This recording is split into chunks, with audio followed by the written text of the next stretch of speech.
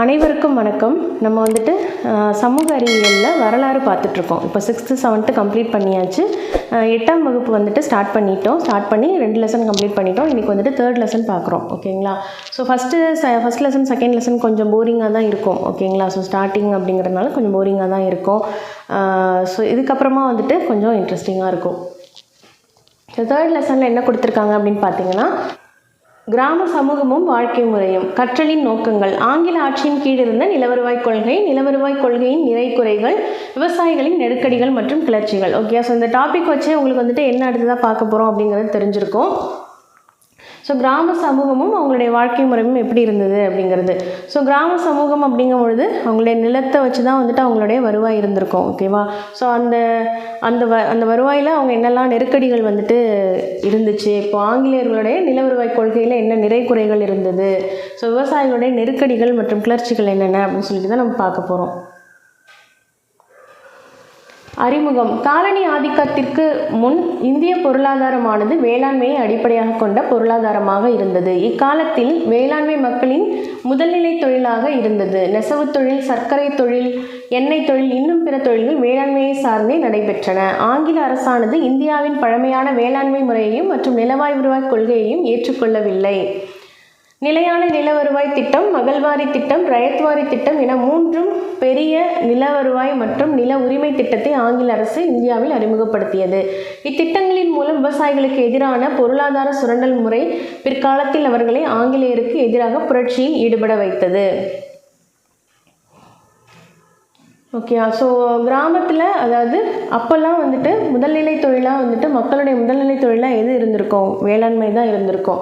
ஓகேங்களா? ஸோ அதுதான் இருந்துச்சு. அடுத்து தான் வந்துட்டு நெசவு தொழில், சர்க்கரை தொழில், எண்ணெய் தொழில் இதெல்லாமே வந்துட்டு இதை சார்ந்து தான், வேளாண்மை தொழிலை சார்ந்து தான் இருந்திருக்கு. ஓகேங்களா? ஸோ ஆங்கில அரசுக்கு வந்துட்டு பழமையான வேளாண்மை முறையோ நிலவருவாய் கொள்கையோ வந்துட்டு ஏற்றுக்கொள்ளக்கூடியதாக இல்லை. ஸோ அவங்க வந்துட்டு புதுசாக வந்துட்டு நிலவருவாய் திட்டம் வந்துட்டு கொண்டு வந்திருக்காங்க. நிலையான நிலவருவாய் திட்டம், மகள்வாரி திட்டம், ரயத்வாரி திட்டம் அப்படின்னு சொல்லிட்டு 3 பெரிய நில வருவாய் திட்டங்களை வந்துட்டு அவங்க முன் வச்சிருக்கிறாங்க. ஸோ இதெல்லாம் வந்துட்டு எப்படி இருந்திருக்கு அப்படின்னு பார்த்தீங்கன்னா, ஸோ இப்போ விவசாயிகளுக்கு எதிரான பொருளாதார சுரண்டலாக தான் அது இருந்திருக்கு. ஓகேங்களா? ஸோ அதனால் அவங்க வந்துட்டு ஆங்கிலேயருக்கு எதிராக கிளர்ச்சியில் ஈடுபட வச்சிருக்கு. ஓகேங்களா? அடுத்ததாக பார்த்தீங்கன்னா, ஆங்கிலேயர்களின் ஆட்சியின் கீழ் நிலவருவாய் கொள்கை, நிலையான நிலவரி திட்டம் இப்போ கொடுத்துருந்தாங்க இல்லையா? ஸோ நிலையான நிலவரி திட்டம், மகள்வாரி திட்டம், ரயத்வாரி திட்டம் அது என்னென்ன அப்படின்னு சொல்லிட்டு பார்க்க போகிறோம். நிலையான நிலவரி திட்டம் அப்படின்னா என்னென்னா, 1765 ராபர்ட் கிளைவ் வங்காளம், பீகார் மற்றும் ஒரிசா ஆகிய பகுதிகளில் வரி வசூலிக்கும் உரிமையை பெற்ற பின்பு அங்கு அவர் ஓராண்டு நிலவருவாய் திட்டத்தை நடைமுறைப்படுத்தினார். அதன் பிறகு வாரன் ஹேஸ்டிங்ஸ் தலைமை ஆளுநராக பதவியேற்ற பின்பு ஓராண்டு நிலவருவாய் திட்டத்தை 5 ஆண்டு நிலவருவாய் திட்டமாக மாற்றி பின்பு ஓராண்டு திட்டமாக மாற்றினார். ஆனால் காரன்வாலிஸ் பிரபு தலைமை ஆளுநரான பிறகு இத்திட்டத்தை 10 ஆண்டு நிலவருவாய் திட்டமாக 1793 மாற்றினார். இத்திட்டம் நிலையான நிலவருவாய் திட்டம் என்று அழைக்கப்பட்டது. ஓகேங்களா? ஸோ ஃபஸ்ட்டு 1 இயருக்கு இருந்திருக்கு, அதுக்கப்புறமா 5 இயர்ஸ்க்கு மாற்றிட்டு திரும்ப 1 இயராக மாற்றிருக்காங்க. அதுக்கப்புறமா மறுபடியும் என்ன பண்ணியிருக்காங்க, காரன்வாலிஸ் பிரபுங்கிறவர் வந்துட்டு 10 ஆண்டு நில வருவாய் திட்டமாக வந்துட்டு மாற்றிட்டார். ஓகே, எப்போனா 1793 இதை தான் வந்துட்டு நிலையான நில வருவாய் திட்டம் அப்படின்னு சொல்கிறோம். ஆங்கில ஆட்சியின் கீழ் நில வருவாய் திட்டங்கள். நிலையான நில வருவாய் திட்டம், ரயத்வாரி முறை, மகள்வாரி முறை. நிலையான நில வருவாய் திட்டம் இது பண்ணது பாருங்க யார் அப்படின்னு பார்த்தீங்கன்னா, காரன்வாலிஸ் பிரபு. ரயத்வாரி முறை தாமஸ் மன்ரோ. மகள்வாரி முறை வில்லியம் பெண்டிங் பிரபு. ஓகேங்களா? இத்திட்டம் வங்காளம், பீகார், ஒரிசா, உத்தரப்பிரதேசத்தில் வாரணாசி பகுதி மற்றும் வடக்கு கர்நாடகம் ஆகிய பகுதிகளில் கொண்டு வரப்பட்டது. ஆங்கில இந்தியாவின் மொத்த நிலப்பரப்பில் 19% நிலப்பரப்பில் நடைமுறைப்படுத்தப்பட்டிருந்த இத்திட்டம் ஜமீன்தாரி, ஜாகிர்தாரி, மல்குஜாரி மற்றும் பிஸ்வேதாரி என்னும் பல பெயர்களால் அழைக்கப்பட்டது. நிலையான நிலவரி திட்டத்தின் சிறப்பு கூறுகள். ஆங்கில கிழக்கிந்திய கம்பெனிக்கு முறையாக வரி செலுத்தும் வரை ஜமீன்தார்கள் நில உடைமையாளர்களாக அங்கீகரிக்கப்பட்டனர். விவசாயிகளிடமிருந்து வரியை வசூல் செய்யும் அரசின் முகவர்களாக ஜமீன்தார்கள் செயல்பட்டனர். ஜமீன்தார்கள் வணிக குழுவிற்கு செலுத்தி வந்த வரி நிலையாக நிர்ணயிக்கப்பட்டு எந்த சூழ்நிலையிலும் உயர்த்தப்பட மாட்டாது என உறுதியளிக்கப்பட்டது. விவசாயிகளிடமிருந்து வசூலித்த 11/10 பங்கு வரியினை ஜமீன்தார்கள் ஆங்கில அரசிற்கு செலுத்தினர். ஜமீன்தார்கள் விவசாயிகளுக்கு பட்டா வழங்கினர், எழுதப்பட்ட ஒப்பந்தம். ஓகேங்களா. ஸோ இதன் மூலம் விவசாயிகள் அந்நிலத்தை உழும் காலம் வரை குத்தகைதாரர்களாக கருதப்பட்டனர். அனைத்து நீதித்துறை அதிகாரங்களும் ஜமீன்தார்களிடமிருந்து திரும்ப பெறப்பட்டது. ஓகேங்களா.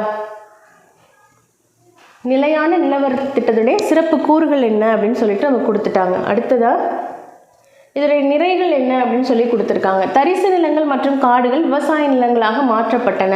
ஜமீன்தார்கள் நிலத்தின் உரிமையாளர்கள் ஆயினர். நீதி வழங்கும் பொறுப்பிலிருந்து ஜமீன்தார்கள் விடுவிக்கப்பட்டனர். ஜமீன்தார்கள் ஆங்கில அரசுக்கு நம்பிக்கைக்குரியவர்களாக மாறினர். ஆங்கில அரசுக்கு நிலையான வருவாயை கிடைப்பதை உறுதி செய்தது. குறைகள் என்னென்ன அப்படின்னு பார்த்தீங்கன்னா, ஆங்கிலேய அரசு விவசாயிகளுடன் நேரடியாக தொடர்பு கொள்ளவில்லை. ஓகே. ஸோ அவங்க ஜமீன்தார்கள் மூலமாக தான் எல்லாமே பார்த்துக்கிட்டு இருந்திருக்காங்க. ஜமீன்தார்கள் ஒரு இன்டர்மீடியேட்டாக தான் இருந்திருக்காங்க. ஸோ ஆங்கில அரசுக்கும் விவசாயிகளுக்கும் இடையில். ஸோ ஆங்கில அரசு டைரெக்டாக விவசாயிகளுடைய கோரிக்கைகள் என்ன, குறைகள் என்னங்கிறத கேட்கல. விவசாயிகளின் உரிமைகள் மறுக்கப்பட்டதோடு ஜமீன்தார்களின் பொறுப்பில் விடப்பட்டனர். விவசாயிகள் பெரும்பாலும் அடிமைகளாகவே நடத்தப்பட்டனர். இந்த திட்டத்தினால் ஜமீன்தார்கள் சோம்பேறிகளாகவும் ஆடம்பர பிரியர்களாகவும் மாறினர். வங்காளத்தின் பல கிராமப்புறங்களில் ஜமீன்தார்களுக்கும் விவசாயிகளுக்கும் இடையே பல மோதல்கள் ஏற்பட்டன. ஓகேவா. ஸோ இதன் மூலமாக இப்போது ஒருத்தர் கஷ்டப்பட்டு வேலை செஞ்சு வரியாக இவங்களுக்கு கொடுத்துட்டாங்க அப்படிங்கும் பொழுது அந்த ஜமீன்தார்கள் சோம்பேறியாகலாம் தானே ஆவாங்க. ஸோ அதுதான் ஆயிட்டுருக்காங்க. ஆடம்பர பிரியர்களாகவும் மாறி இருக்கிறாங்க. நெக்ஸ்ட்டு ரயத்வாரி முறை. ரயத்வாரி முறை அப்படிங்கிறது 1820 தாமஸ் மன்ரோ மற்றும் கேப்டன் ரீட் என்பவர்களால் அறிமுகப்படுத்தப்பட்டது. இம்முறை மதராஸ், பம்பாய், அஸ்ஸாம் பகுதிகள் மற்றும் கூர்க் ஆகிய இந்திய மாகாணங்களில் கொண்டு வரப்பட்டது. இம்முறையின் மூலம் நிலத்தின் உரிமையானது விவசாயிகளின் வசம் ஒப்படைக்கப்பட்டது. இதனால் விவசாயிகள் நிலத்தின் உரிமையாளர்கள் ஆயினர். ஆங்கிலேய அரசு நேரடியாகவே விவசாயிகளிடமிருந்து வரி வசூலை பெற்றது. ஓகேங்களா. ஸோ இப்போ இதோடைய டிஃப்ரென்ஸ் என்னன்னு புரியுதா. ரயத்வாரி முறை 1820 தாமஸ் மன்ரோ மற்றும் கேப்டன் ரீட் இவங்களால் அறிமுகப்படுத்தப்பட்டிருக்கு. இம்முறை மதராஸ், பம்பாய், அஸ்ஸாம் பகுதிகளில் மற்றும் கூர்க் ஆகிய இந்திய மாகாணங்களில் கொண்டு வரப்பட்டது. இம்முறையின் மூலம் நிலத்தின் உரிமையானது விவசாயிகளிடம்தான் விவசாயிகளின் வசம் ஒப்படைக்கப்பட்டது. ஓகேங்களா. ஸோ முன்னாடி எப்படி இருந்தது, நிலம் ஜமீன்தார்களுக்கு உரிமையானதாக இருந்தது. அவங்க தான் நிலத்துக்கு சொந்தக்காரங்களாக இருந்திருந்தாங்க. விவசாயிகள் குத்தகைதாரர்களாகவே வச்சுட்டு இருந்திருக்காங்க. ஆனால் இப்போ நிலத்தினுடைய உரிமை விவசாயிகளின் வசம் ஒப்படைக்கப்பட்டிருக்கு. ஆங்கிலேய அரசு நேரடியாகவே விவசாயிகளிடமிருந்து வரி வசூலை பெற்றது. தொடக்கத்தில் நில வருவாயானது விளைச்சலில் பாதி என நிர்ணயிக்கப்பட்டது. பின்னர் இது தாமஸ் மன்ரோ அவர்களால் விளைச்சலில் 1/3 பங்காக குறைக்கப்பட்டது. இம்முறையில் நில வருவாயானது மண் மற்றும் பயிரின் தன்மையின் அடிப்படையில் தீர்மானிக்கப்பட்டது. ஓகேங்களா. ஸோ ஃபஸ்ட்டு விளைச்சலில் பாதி அரசாங்கத்துக்கு கொடுத்துடணும் அப்படிங்கிற மாதிரி இருந்திருக்கு. அதுக்கப்புறமா 1/3 பங்கு கொடுத்தா போதும். ஓகேங்களா. ஸோ 1/3 பங்காக அது குறைக்கப்பட்டிருக்கு. இந்த முறையில் மண் மற்றும் பயிரின் தன்மையின் அடிப்படையில் தீர்மானிக்கப்பட்டிருக்கு. ஓகேங்களா. ஸோ சில மண்ணில் நல்லா விளையிற பூமியாக இருக்கும், சில மண் விளையாத பூமி, கொஞ்சம் குறைவாக விளைச்சல் தர பூமியாக இருக்கும் இல்லையா. ஸோ அந்த டிஃப்ரென்ஸ்க்காக மண்ணுடைய தன்மை மற்றும் பயிரினுடைய தன்மையை பொறுத்து இது தீர்மானிக்கப்பட்டிருக்கு. அடுத்ததான் பொதுவாக 20 அல்லது 30 ஆண்டுகளுக்கு ஒருமுறை நிலத்தின் மீதான குத்தகை மாற்றியமைக்கப்பட்டது. இத்திட்டத்தில் விவசாயிகளின் நிலைமை மிகவும் பாதுகாப்பானதாக இருந்தது. உண்மையில் அரசு விவசாயிகளிடமிருந்து நில வருவாயை வரியாக அல்லாமல் குத்தகையாகவே பெற்றுக்கொண்டது. ஓகேங்களா. ஸோ இது ஒரு பாதுகாப்பான திட்டமாக தான் இருந்திருக்கு மக்களை பொறுத்த வரைக்கும். இந்த திட்டத்தில் விவசாயிகளின் நிலைமை பாதுகாப்பாக இருந்திருக்கு. ஓகேங்களா. ஸோ 20 அல்லது 30 ஆண்டுகளுக்கு ஒரு முறை நிலத்தின் மீதான குத்தகை மாற்றி அமைக்கப்பட்டிருக்கு.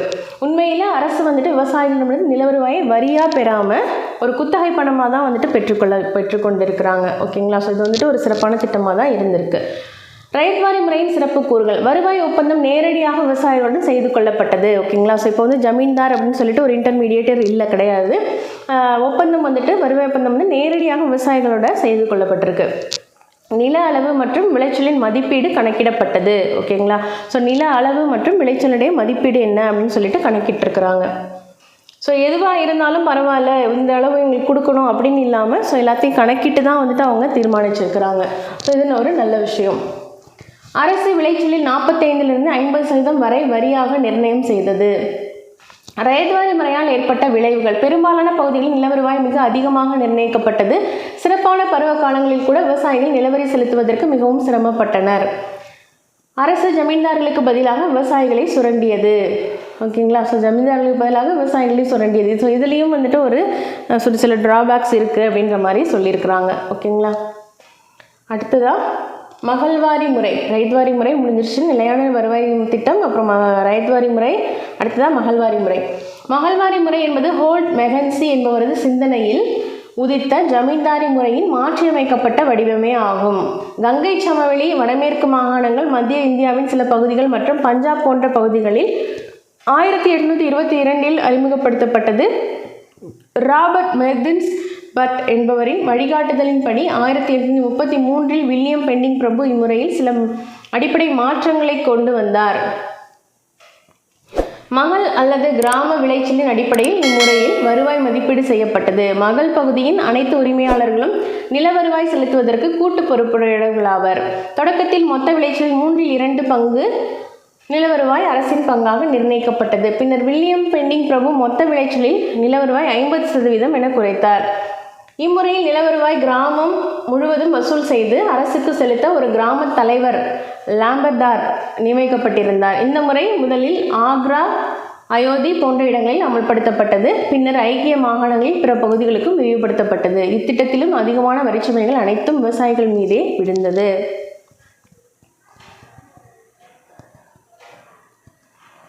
மகள்வாரி முறையின் சிறப்பு கூறுகள். கிராம தலைவர் அரசுக்கும் கிராம மக்களுக்கும் இடையே இடைத்தரகராக செயல்பட்டார். இத்திட்டம் கிராம வாரியான மதிப்பீடாக இருந்தது. ஒரே நபர் பல கிராமங்களை தன்வசம் வைத்திருந்தார். கிராம நிலங்களுக்கு கிராமத்தை சேர்ந்த சமுதாயத்தினரே உரிமையாளராக இருந்தனர். இதெல்லாம் வந்துட்டு சிறப்பு கூறுகள். விளைவுகள் என்னென்ன அப்படின்னு பார்த்தீங்கன்னா, கிராம தலைவர் சலுகைகளை தமது சொந்த விருப்பங்களின் அடிப்படையில் தவறாக பயன்படுத்தினார். ஓகேங்களா. ஸோ அவர் தான் வந்துட்டு இடைத்தரகராக இருக்காங்க அப்படிங்கிறதுனால அதை வந்துட்டு தவறாக பயன்படுத்தி இருக்காரு. இம்முறையானது விவசாயிகளுக்கு லாபகரமானதாக இல்லை. இம்முறையானது ஜமீன்தாரி முறையின் திருத்தியமைக்கப்பட்ட வடிவமாக இருந்தது. மேலும் இது கிராமத்தின் உயர் வகுப்பினருக்கு லாபகரமானதாக இருந்தது. விவசாயிகளின் மீது ஆங்கில நில வருவாய் முறையின் தாக்கங்கள். அனைத்து நிலவரி முறைகளும் பொதுவாக நிலத்திலிருந்து அதிகபட்ச வருமானம் பெறுவதாகவே இருந்தது. ஆனால் நில விற்பனை அதிகரிப்பு மற்றும் விவசாய தொழில் அழிவிற்கு வழிவகுத்தது. விவசாயிகள் அதிக வரி விதிப்பினால் பாதிக்கப்பட்டனர். அதிக வரிச்சுமை மற்றும் பஞ்சத்தினால் மக்கள் வறுமையாலும் கடன் சுமையாலும் அவதிப்பட்டனர். இதனால் விவசாயிகள் நிலத்தை விலைக்கு வாங்குவோர் மற்றும் வட்டிக்கு பணம் தருபவர்களையே தேடி சென்றனர். அவர்கள் விவசாயிகளிடமிருந்த நிலத்தை விலைக்கு வாங்கி பெரும் செல்வந்தர்களாயினர். ஜமீன்தார்கள், வட்டிக்காரர்கள், வழக்கறிஞர் ஆகியோர்களால் ஏழை விவசாயிகள் சுரண்டப்பட்டனர். இந்திய கிராமங்களுக்கான நிலைப்புத்தன்மையும் தொடர்ச்சியான நிலையும் அசைக்கப்பட்டன. ஆங்கிலேய இறக்குமதி பொருட்களால் இந்திய குடியரசு தொழில்கள் மறைந்தன. விவசாயிகள் வருமானத்திற்கு வேறு வழியின்றி தவித்தனர். பழமையான பழக்க வழக்கங்கள் மாற்றப்பட்டு புதிய சட்ட அமைப்பு, நீதிமன்ற நடைமுறைகள் வழக்கத்திற்கு வந்தன. நிலத்தின் உண்மையான உரிமையாளர்களாகவும் உற்பத்தியின் பெரும் பங்குதாரர்களாகவும் இருந்த விவசாயிகளுடைய உழைப்பின் பலனானது ஆங்கிலேயரின் கொள்கையால் ஒரு குறிப்பிட்ட சலுகையை பெற்ற சமுதாயத்திற்கு மட்டுமே நன்மையளிப்பதாக இருந்தது. ஓகேயா. ஒரு குறிப்பிட்ட சமுதாயத்திற்கு மட்டுமே வந்துட்டு அது சலுகையாகவும் வந்துட்டு ஒரு நன்மை அளிக்கிறதாகவும் அது இருந்திருக்கு. ஓகேங்களா.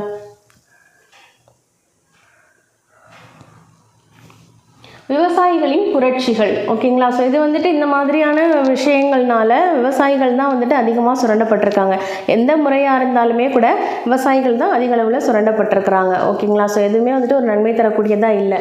ஸோ அதுக்கப்புறமா வந்துட்டு என்ன இருக்கும், கண்டிப்பாக விவசாயிகள் வந்துட்டு புரட்சிகளில் இறங்கி இருப்பாங்க இல்லையா. ஸோ அடுத்து தான் அதை தான் பார்க்க போகிறோம். விவசாயிகளின் புரட்சிகள். இந்தியாவில் ஆங்கில ஆட்சியானது வேளாண்மை முறையில் பல மாற்றங்களை கொண்டு வந்தது. புதிய வேளாண்மை உத்திகளால் பழைய வேளாண் முறை மறந்து போனது. ஜமீன்தார்கள் நில உரிமையாளர்களாக மாறினர். எந்த அளவிற்கு முடியுமோ அந்த அளவிற்கு விவசாயிகளின் உழைப்பு ஜமீன்தார்களால் சுரண்டப்பட்டது. மேலும் விவசாயிகளின் வாழ்க்கை முறை மிகவும் தீவிரமானதாக இருந்தது. தாங்கள் எல்லையில்லா அளவில் சுரண்டப்படுவதை உணர்ந்த விவசாயிகள் இந்த சுரண்டலிலிருந்து பாதுகாத்து கொள்ள 19 மற்றும் 20ஆம் நூற்றாண்டுகளில் ஆங்கிலேயர்களுக்கும் ஜமீன்தார்களுக்கும் எதிராக பல புரட்சி இயக்கங்களிலும் கழகங்களிலும் ஈடுபட்டனர்.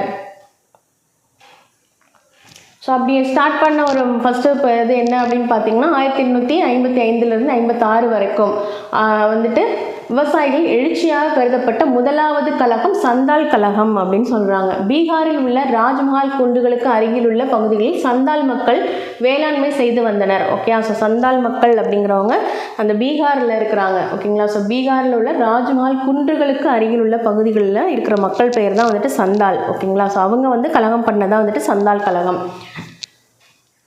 ஓகேயா. ஸோ சந்தால்களின் அறியாமையை சாதமாக பயன்படுத்தி கொண்ட நகர்ப்புற நிலக்கிழார்கள் மற்றும் வட்டிக்கு பணம் தருவோர் சந்தால்களின் நிலங்களை அபகரித்து கொள்ள ஆரம்பித்தனர். இது அவர்களிடையே கசப்பான உணர்வை ஏற்படுத்தி 1855 ஆயுதம் ஏந்திய புரட்சிக்கு இட்டு சென்றது. இதனைத் தொடர்ந்து சந்தால்கள் தங்களை அந்நிய நாட்டு ஆக்கிரமிப்பு சக்திகளிலிருந்து விடுவித்துக் கொள்வது மட்டுமல்லாமல் தங்களுக்கென்று ஒரு அரசாங்கத்தை ஏற்படுத்தி கொள்ள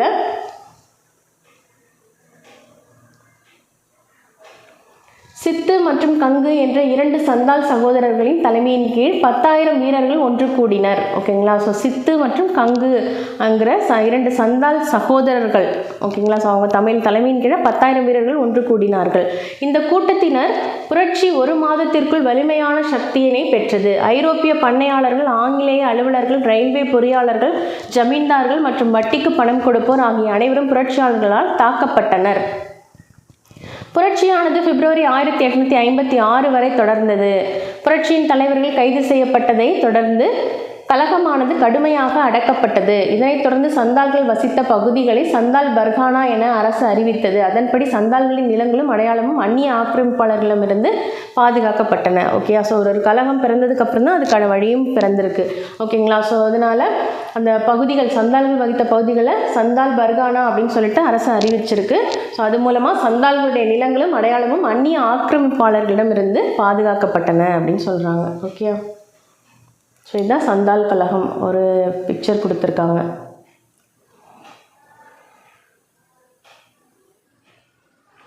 அடுத்ததான் இண்டிகோ கலகம், அவுரி புரட்சி. ஓகேங்களா. ஸோ 1859 60 வரைக்கும். ஸோ இது என்ன அப்படின்னு சொல்லிட்டு பார்க்கலாம்.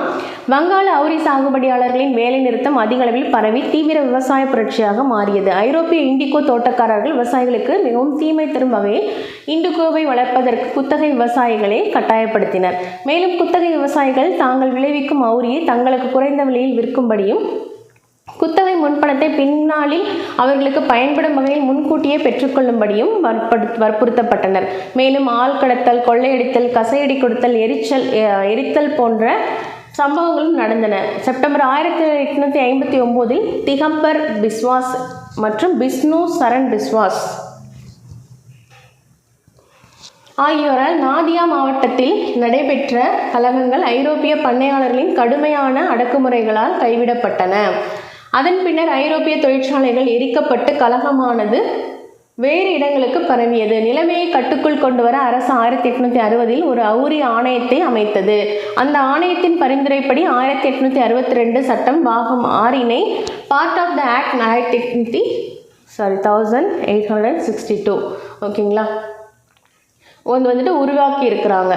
பாகம் 6 உருவாக்கியது. ஐரோப்பிய பண்ணையாளர்களின் அடக்குமுறைக்கு பயந்து வங்காளத்தின் அவுரி விவசாயிகள் பீகார் மற்றும் உத்தரப்பிரதேசத்தில் குடியேறினர்.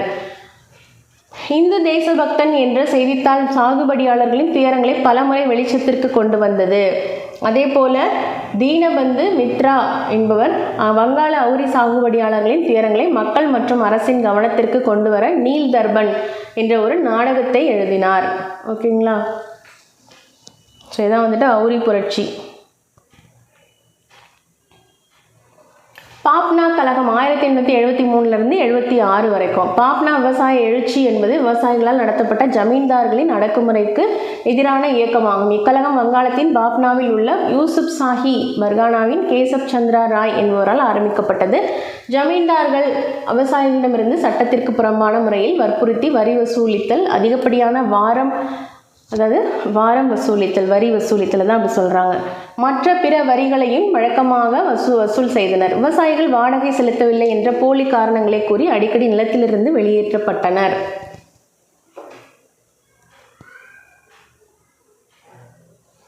நாளடைவில் ஜமீன்தார்களால் பாதிக்கப்பட்ட விவசாயிகள் பெருங்கூட்டமாக கூடி கிராமங்கள் தோறும் சென்று ஜமீன்தார்களின் அச்சுறுத்தல்களை எடுத்து கூறி மற்ற விவசாயிகளுக்கும் தங்களுடன் இணையும்படி செய்தனர். போராட்ட செலவினங்களை கட்டுப்படுத்த விவசாயிகளிடமிருந்து நிதி திரட்டப்பட்டது.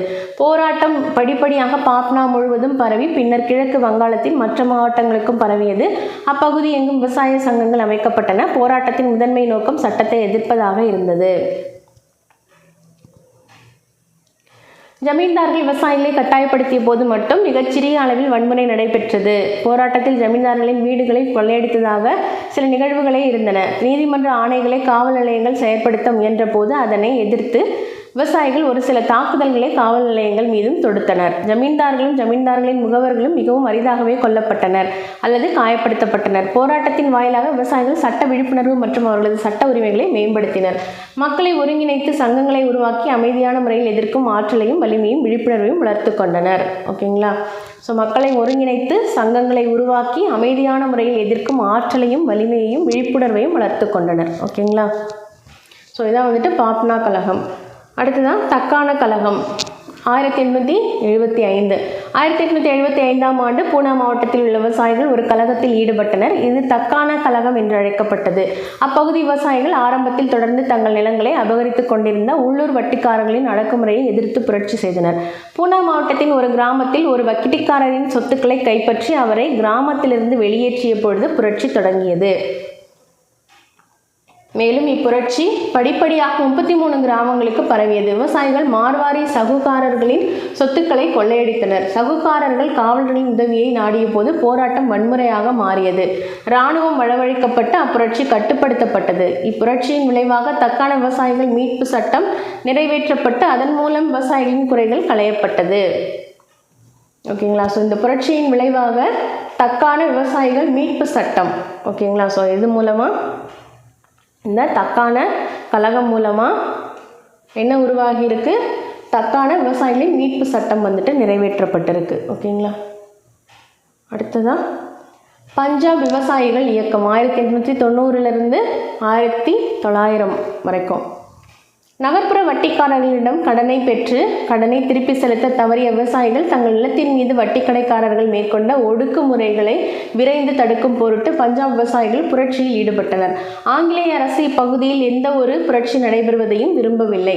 ஏனெனில் அப்பகுதியில் இருந்துதான் ஆங்கிலேய இராணுவத்திற்கு வீரர்கள் தேர்வு செய்யப்பட்டனர்.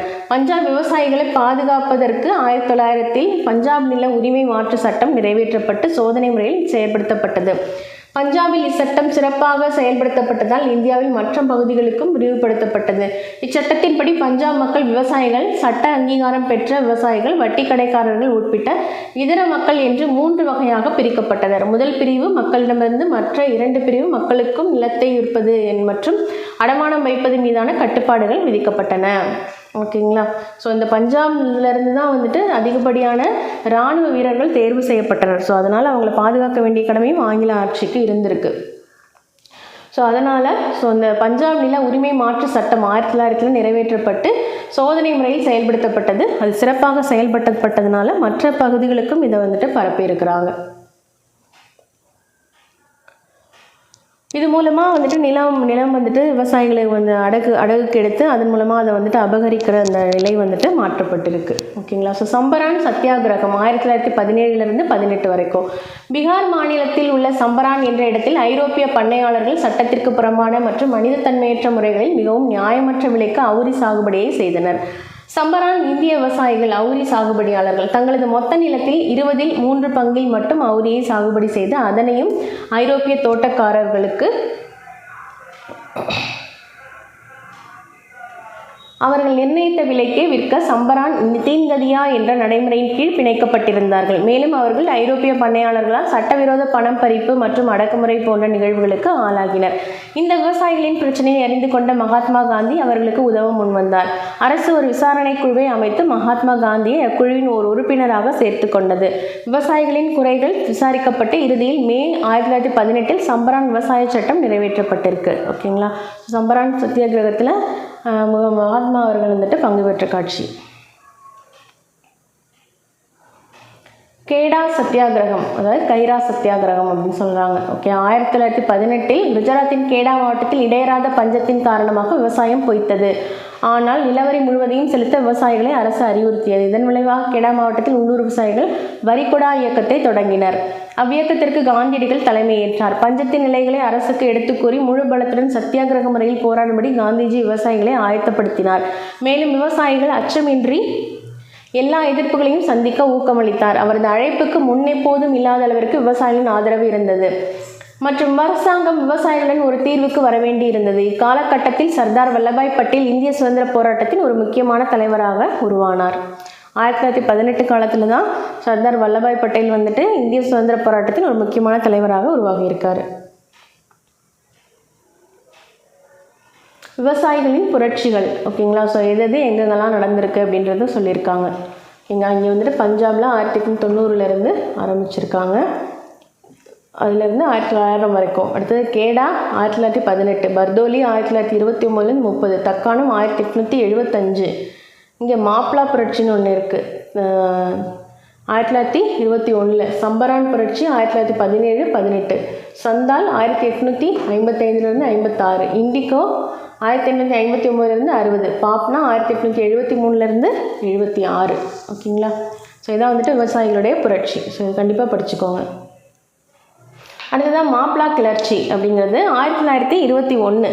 மாப்ளா என்று அழைக்கப்பட்ட முஸ்லீம் விவசாயிகள், அதாவது கேரளா ஓகேங்களா. ஸோ மாப்ளா என்று அழைக்கப்பட்ட முஸ்லீம் விவசாயிகள் வந்துட்டு கேரளாவை சேர்ந்தவர்கள். இந்து ஜமீன்தார்கள் ஜென்மிஸ் மற்றும் ஆங்கில அரசால் அடக்கப்பட்டு சுரண்டப்பட்டனர். இதுவே இப்புரட்சிக்கு முதன்மை காரணமாக இருந்தது.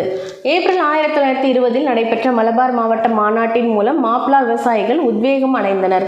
அம்மாநாடு குத்தகைதாரர்களுக்கு ஆதரவளித்து நிலக்கிழார் குத்தகைதாரர்கள் இடையில் உள்ள உறவினை ஒழுங்குபடுத்த சட்டம் இயற்ற கோரியது. ஆகஸ்ட் 1921 மாப்ளா விவசாயிகள் ஜமீன்தார்களின் அடக்குமுறைக்கு எதிராக கிளர்ச்சியில் ஈடுபட்டனர். கிளர்ச்சியில் ஆரம்பத்தில் மாப்ளா விவசாயிகள் காவல் நிலையங்கள், பொது அலுவலகங்கள், செய்தி தொடர்பு சாதனங்கள், அடக்குமுறையில் ஈடுபட்ட நிலக்கிழாரின் வீடுகள், வட்டிக்கடைக்காரர்கள் உட்பட அனைவரையும் தாக்கினர். ஆனால் 1921 டிசம்பர் வாக்கில் அரசு இரக்கமின்றி மாப்ளா கிளர்ச்சியை அடக்கியது. அரசின் அதிகாரப்பூர்வ மதிப்பீட்டின்படி அரசு தலையீட்டின் விளைவாக 2337 மாப்ளா கிளர்ச்சியாளர்கள் கொல்லப்பட்டனர். 1650 பேர் காயமடைந்தனர் மற்றும் 45,000க்கும் மேற்பட்டோர் சிறைபிடிக்கப்பட்டனர். ஓகேங்களா. ஸோ அது ஒரு பெரிய கிளர்ச்சியாக தான் இருந்திருக்கணும் கண்டிப்பாக. 2337 பேர் வந்துட்டு கொல்லப்பட்டிருக்காங்க, 1650 பேர் வந்துட்டு காயமடைஞ்சிருக்காங்க, 45,000க்கும் மேற்பட்டோர் வந்துட்டு சிறைபிடிக்கப்பட்டிருக்காங்க. ஸோ இதுதான் வந்துட்டு மாப்ளா கிளர்ச்சி. அதான படத்தையும் கொடுத்துருக்காங்க, மாப்ளா கைதிகள்.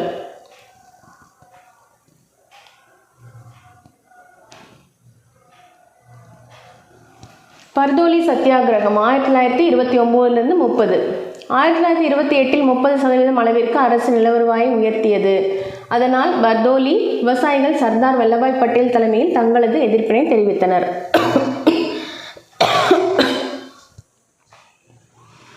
மேலும் விவசாயிகள் உயர்த்தப்பட்ட நிலவரியை செலுத்த மறுப்பு தெரிவித்து பிப்ரவரி 12, 1928 வரிகொடா இயக்கத்தை தொடங்கினர். இதில் பல பெண்களும் கலந்து கொண்டனர். 1930 இல்பர்தோலியில் வரி செலுத்த மறுப்பு தெரிவித்த விவசாயிகள் தங்கள் நிலங்களை குறைந்த ஏலத்தில் விற்று இழப்பதற்கு தயாராக இருந்தாலும் நிலத்தை அரசுக்கு தர மறுத்துவிட்டனர். ஆனாலும் அரசு அவர்கள் நிலத்தை கையகப்படுத்தி செய்து ஏலத்தில் விற்றது. இருப்பினும் 1937 காங்கிரஸ் ஆட்சிக்கு வந்தபோது விவசாயிகள் நிலம் அனைத்தும் அவர்களுக்கே திருப்பி தரப்பட்டது. பர்தோலி சத்தியாகிரகம். அடுத்ததான் மீள்பார்வை. ஆங்கில அரசானது இந்தியாவின் பழமையான வேளாண்மை முறையையும் மற்றும் நிலவரவாய் கொள்கையையும் ஏற்றுக்கொள்ளவில்லை. காரன்வாலிஸ் பிரபு 1793 நிலையான நிலவரி திட்டத்தை அறிமுகப்படுத்தினார். மகள்வாரி முறை என்பது ஹோல்ட் மெகன்சி என்பவரது சிந்தனையில் உதித்த ஜமீன்தாரி முறையின் மாற்றியமைக்கப்பட்ட வடிவமே ஆகும். அதை பண்ணது யாரு? வில்லியம் பெண்டிங் பிரபு. ஓகேங்களா. ஸோ ராஜ்மஹால் குன்றுகளுக்கு அருகில் இருந்த நிலங்கள் சந்தால்களால் பயிரிடப்பட்டன. தீனபந்து மித்ரா என்பவர் தி நீல் தர்பன் என்ற ஒரு நாடகத்தை வங்க மொழியில் எழுதினார். பூனா மாவட்டத்தில் உள்ள விவசாயிகள் 1875 ஒரு கழகத்தில் ஈடுபட்டிருந்தது. அது தக்கான கழகம் என்று அழைக்கப்பட்டது. ஓகேங்களா. ஸோ பூனா மாவட்டத்தில் உள்ள விவசாயிகள் பண்ணின கழகத்துக்கு பேர் தான் தக்கான கழகம். பஞ்சாப் விவசாயிகளை பாதுகாப்பதற்காக 1900 பஞ்சாப் நில உரிமை மாற்று சட்டம் நிறைவேற்றப்பட்டது. ஆகஸ்ட் 1921 மாப்ளா விவசாயிகள் ஜமீன்தார்களின் அடக்குமுறைக்கு எதிராக கிளர்ச்சியில் ஈடுபட்டனர். பர்தோலி விவசாயிகள் சர்தார் வல்லபாய் பட்டேல் தலைமையில் தங்களது எதிர்ப்பினை தெரிவித்தனர். Next கலைச்சொற்கள்.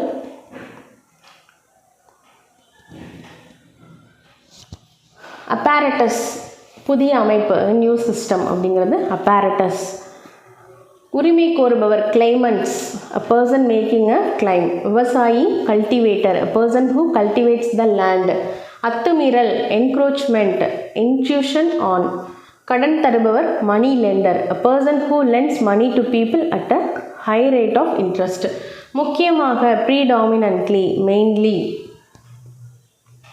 குத்தகையாளர், குடியிருப்பவர், tenants, a person who occupies land rented from a landlord. ஓகேங்களா? ஸோ அவங்க தான் வந்துட்டு tenant அப்படிங்கிறவங்க. பின்னாடி இருக்கிற பயிற்சி வினாக்களை ப்ராக்டிஸ் பண்ணுங்கள். அடுத்ததாக மக்களின் புரட்சி. ஓகேங்களா? ஸோ இந்த லெசன் மூலமாக வந்துட்டு நம்ம பாளையக்காரர்கள், அதாவது தமிழ்நாட்டில் பாளையக்காரர்கள் முறை பற்றி அறிதல், ஆங்கிலேயர்களுக்கு எதிராக நடைபெற்ற புரட்சியில் பூலித்தேவர் மற்றும் கட்டபொம்மனின் பங்கினை பற்றி புரிந்து கொள்ளுதல், தென்னிந்திய புரட்சி பற்றி தெரிந்து கொள்ளுதல், வேலூர் புரட்சியின் காரணங்கள் மற்றும் விளைவுகளை பற்றி அறிதல், 1857 ஆண்டு புரட்சியின் காரணங்கள் மற்றும் விளைவுகளை புரிந்து கொள்ளுதல். ஓகேங்களா? ஸோ இந்த லெசன் வந்துட்டு நிறைய பேரை பற்றி நம்ம தெரிஞ்சுக்குவோம். அறிமுகம். 1757 ஆண்டு பிளாசி போருக்கு பின் நாட்டின் அரசியல் சமூக பொருளாதார நிலையை பாதிக்கும் வகையில் ஆங்கிலேயரால் நாட்டின் பல பகுதிகளில் அரசியல் மற்றும் பொருளாதார ஆதிக்கம் ஏற்படுத்தப்பட்டது. இது பல திறன்மிக்க நிலக்கிழார்கள் மற்றும் தலைவர்களிடையே அதிகார வேறுபாட்டிற்கு வழிகோலியது. இயற்கையாகவே அவர்களில் பலர் ஆங்கிலேயர்களுக்கு எதிராக புரட்சியில் ஈடுபட்டனர். ஆங்கிலேயர்கள் பாளையக்காரர்களிடமிருந்து வருடாந்திர கப்பம் வசூலிக்கும் உரிமை பெற்றிருந்ததாக கருதப்படுகிறது. ஆங்கிலேயர்களுக்கு முதல் எதிர்ப்பு பூலித்தேவரால் ஏற்பட்டது. அவருக்கு பின் மற்ற பாளையக்காரர்களான வீரபாண்டிய கட்டபொம்மன், ஊமைத்துறை, மருது சகோதரர்கள் மற்றும் தீரன் சின்னமலை ஆகியோரும் ஆங்கிலேயருக்கு எதிரான எதிர்ப்பினை தெரிவித்தனர். பாளையங்களின் தோற்றம். விஜயநகர ஆட்சியாளர்கள் தங்கள் மாகாணங்களில் நாயக்கர்களை நியமித்தனர். இதையொட்டி மதுரை நாயக்கர் பாளையக்காரர்களை நியமித்தனர். 1529 விஸ்வநாதர் மதுரை நாயக்கரானார். இவரால் தனது மாகாணங்களில் அதிகாரங்களை பெற விரும்பிய சிறுகுடி தலைவர்களை கட்டுப்படுத்த முடியவில்லை. அதனால் அவரது அமைச்சர் அரியநாதருடன் கலந்தாலோசித்து 1529 பாளையக்காரர் முறையை ஏற்படுத்தினார். அதன் மூலம் நாடு 72 பாளையங்களாக பிரிக்கப்பட்டு ஒவ்வொரு பாளையமும் ஒரு பாளையக்காரரின் கீழ் கொண்டு வரப்பட்டது. ஒவ்வொரு பாளையக்காரரும் ஒரு பிரதேசத்தின் அல்லது பாளையத்தின் உரிமையாளராக கருதப்பட்டார். இந்த பாளையக்காரர்கள் நாயக்கர்களுக்கு தேவை ஏற்படும் போது இராணுவம் மற்றும் இதர உதவிகளை முழு மனதுடன் செய்தனர். பாளையக்காரர்கள் வரிகளை வசூலித்து தாங்கள் வசூலித்த வரிப்பணத்தில் 1/3 பங்கினை மதுரை நாயக்கர்களுக்கும் அடுத்த 1/3 பங்கினை இராணுவ செலவிற்கும் கொடுத்துவிட்டு மீதியை தங்கள் சொந்த செலவிற்கு வைத்து கொண்டனர்.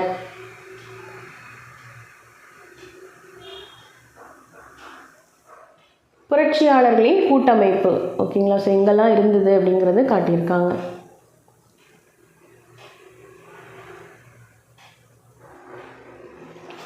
தென்னிந்தியாவில் தொடக்க கால புரட்சிகள். பாளையக்காரர்களின் புரட்சி. 17 மற்றும் 18ஆம் நூற்றாண்டில் தமிழ்நாட்டில் அரசியலில் பாளையக்காரர்கள் முக்கிய பங்கு வகித்தனர். அவர்கள் தங்களை சுதந்திரமானவர்களாக கருதி கொண்டனர். பாளையக்காரர்களிடையே 2 பாளையங்கள், முகாம்கள் இருந்தன. அவை கிழக்கு பாளையம், மேற்கு பாளையம் என்பன ஆகும். கிழக்கு பாளையங்களில் இருந்த நாயக்கர்கள் கட்டபொம்மனின் கட்டுப்பாட்டின் கீழ் ஆட்சி செய்தனர். மேற்கு பாளையங்களில் இருந்த மறவர்கள் பூலித்தேவரின் கட்டுப்பாட்டின் கீழ் ஆட்சி செய்தனர். இந்த 2 பாளையக்காரர்களும் ஆங்கிலேயர்களுக்கு கப்பம் கட்ட மறுத்து கிளர்ச்சியில் ஈடுபட்டனர். பாளையக்காரர்களுக்கும் கிழக்கிந்திய கம்பெனிக்கும் இடையே ஆரம்ப கால போராட்டங்கள் அரசியலில் ஒரு வலிமையான பரிணாமத்தை பெற்றன.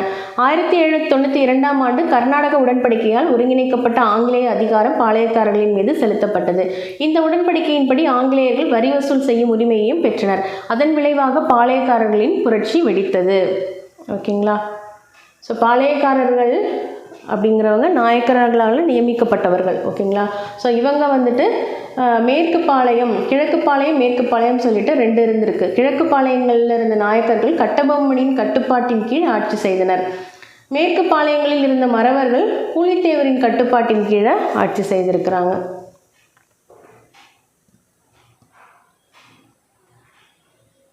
பூலித்தேவர், அதுதான் பூலித்தேவரை பற்றி தான் பார்க்க போகிறோம். இந்தியாவில் ஆங்கில ஆட்சியை எதிர்ப்பதில் தமிழ்நாட்டின் முன்னோடியாக இருந்தவர் பூலித்தேவர் ஆவார். அவர் திருநெல்வேலியின் அருகிலிருந்து நெற்கட்டும் செவல் என்ற பாளையத்தின் பாளையக்காரர் ஆவார். அவரது ஆட்சி காலத்தில் ஆற்காட்டு நவாபான முகமது அலிக்கும் ஆங்கிலேயருக்கும் கப்பம் கட்ட மறுத்து அவர்களை எதிர்க்கத் தொடங்கினார். எனவே ஆற்காட்டு நவாப் மற்றும் ஆங்கிலேயரின் கூட்டுப்படைகள் பூலித்தேவரை தாக்கின. ஆனால் அக்கூட்டுப்படைகள் திருநெல்வேலியில் பூலித்தேவர்களால் தோற்கடிக்கப்பட்டன. இந்தியாவில் ஆங்கிலேயருடன் போரிட்டு அவர்களை தோற்கடித்த முதல் இந்திய மன்னர் பூலித்தேவரே ஆவார். ஓகேங்களா? ஸோ இது முக்கியமான பாயிண்ட், நோட் பண்ணிக்கோங்க. இந்தியாவில் ஆங்கிலேயருடன் போரிட்டு அவர்களை தோற்கடித்த முதல் இந்திய மன்னர் யார் அப்படின்னு பார்த்தீங்கன்னா பூலித்தேவர் தான்.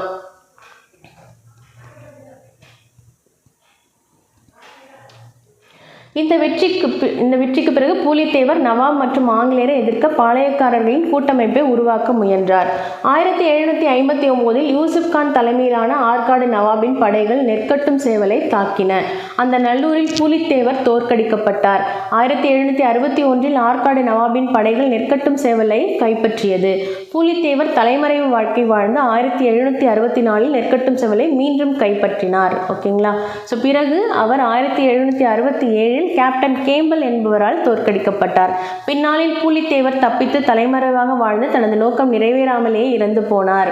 இருந்தாலும் விடுதலைக்கான அவரது துணிச்சலான போராட்டம் தென்னிந்திய வரலாற்றில் நிலைத்து நிற்கின்றது. ஓகேங்களா? வீரபாண்டிய கட்டபொம்மன். பாண்டியர்களின் கீழ் நிலமானிய அடிப்படையில் பாஞ்சாலங்குறிச்சியை தலைநகரமாக கொண்டு ஜெகவீரபாண்டிய கட்டபொம்மன் வீரபாண்டியபுரத்தை ஆட்சி செய்தார். பின்னர் நாயக்கர்களின் ஆட்சியில் பாளையக்காரர் ஆனார். ஜெகவீரபாண்டியனுக்கு பின் அவரது மகன் வீரபாண்டிய கட்டபொம்மன் பாளையக்காரர் ஆனார். அவரது மனைவி ஜக்கம்மாள், சகோதரர்கள் ஊமைத்துறை மற்றும் செவ்வத்தையா ஆவார். ஆற்காடு நவாப். விஜயநகர பேரரசின் வீழ்ச்சிக்கு பின் முகலாயர்கள் தெற்கில் தங்கள் மேலாண்மையை நிறுவினர். கர்நாடகாவில் நவாப் முகலாயர்களின் பிரதிநிதியாக செயல்பட்டார். பாஞ்சாலங்குறிச்சி பாளையம் நவாபின் ஆளுகையின் கீழ் கொண்டுவரப்பட்டது. எனவே அது நவாபிற்கு கப்பம் கட்ட பணிக்கப்பட்டது. கப்பம்னா வரி. ஓகேங்களா? ஆனால் 1792 ஏற்பட்ட கர்நாடக உடன்படிக்கை அரசியல் நிலைமைகளை முற்றிலும் மாற்றியது. கம்பெனி பாஞ்சாலங்குறிச்சியிலிருந்து வரி வசூல் செய்யும் உரிமையையும் பெற்றது. கப்பம் வசூலித்ததே கட்டபொம்மனுக்கும் ஆங்கிலேயருக்கும் இடையேயான மோதலுக்கான முதன்மை காரணமானது. கட்டபொம்மன் ஜாக்சன் சந்திப்பு. ராமநாதபுர கலெக்டர் காலின் ஜாக்சன் 1898 நிலுவைத் தொகையை செலுத்தச் சொல்லி கட்டபொம்மனுக்கு கடிதங்கள் எழுதினார். கட்டபொம்மனும் நாட்டின் பஞ்சத்தின் காரணமாக நிலுவையை செலுத்தும் சூழ்நிலைதான் இல்லை என்று பதில் எழுதினார். எனவே கோபமடைந்த ஜாக்சன் கட்டபொம்மனை தண்டிக்க ஒரு படையை அனுப்ப முடிவு செய்தார். இருப்பினும் சென்னை அரசாங்கம் கட்டபொம்மனுக்கு அழைப்பு அனுப்பி ராமநாதபுரத்தில் ஒரு கலந்துரையாடலுக்கு ஏற்பாடு செய்யும்படி கலெக்டருக்கு வழிகாட்டியது.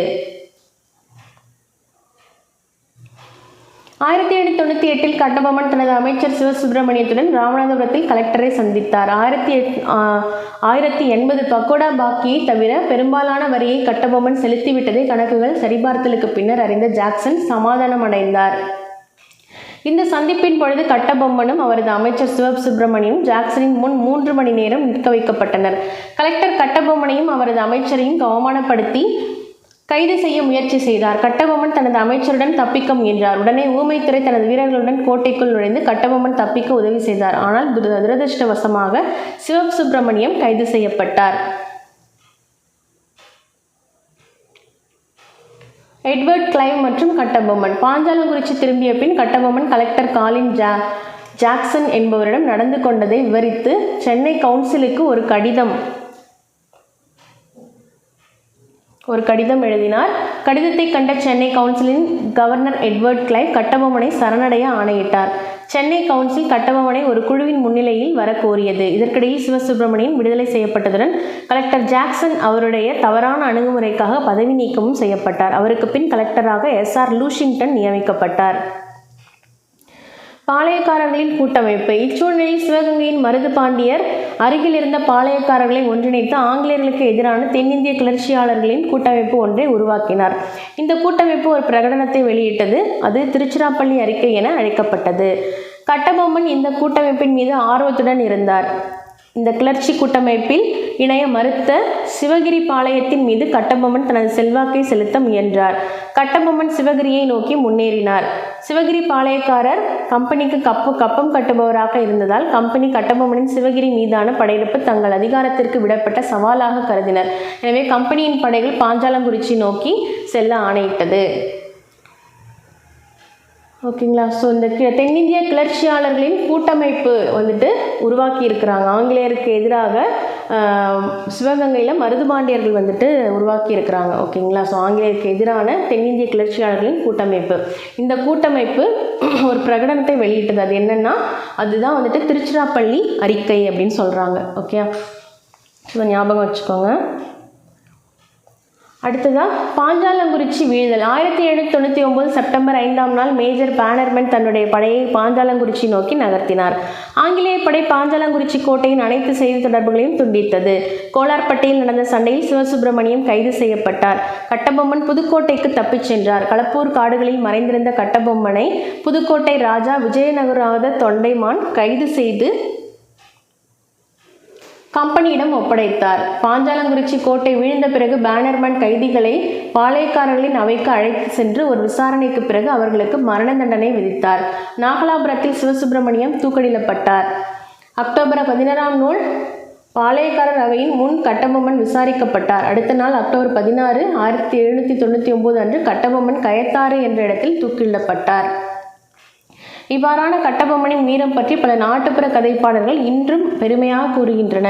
அவை அவருடைய நினைவை மக்களிடையே நீங்காமல் வைத்திருக்கின்றன. ஓகேங்களா. ஸோ புலித்தேவர், அடுத்ததாக கட்டபொம்மன் அவர்களை பற்றி பார்த்தாச்சு. அடுத்ததாக வேலுநாச்சியார் அவர்களை பற்றி பார்க்க போகிறோம்.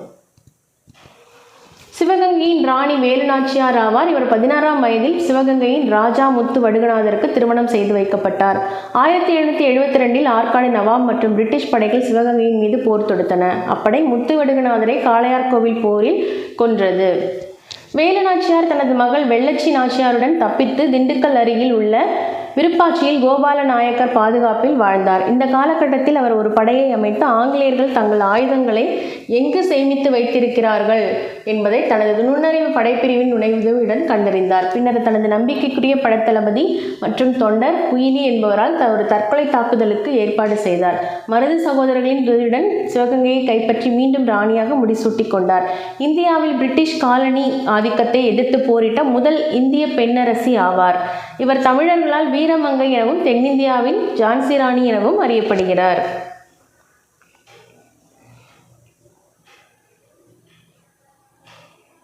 அடுத்ததாக மருது சகோதரர்கள். மருது சகோதரர்கள் பொன்னாத்தாள் மற்றும் மூக்கையா பழனியப்பன் ஆகியோரின் மகன்கள் ஆவார்.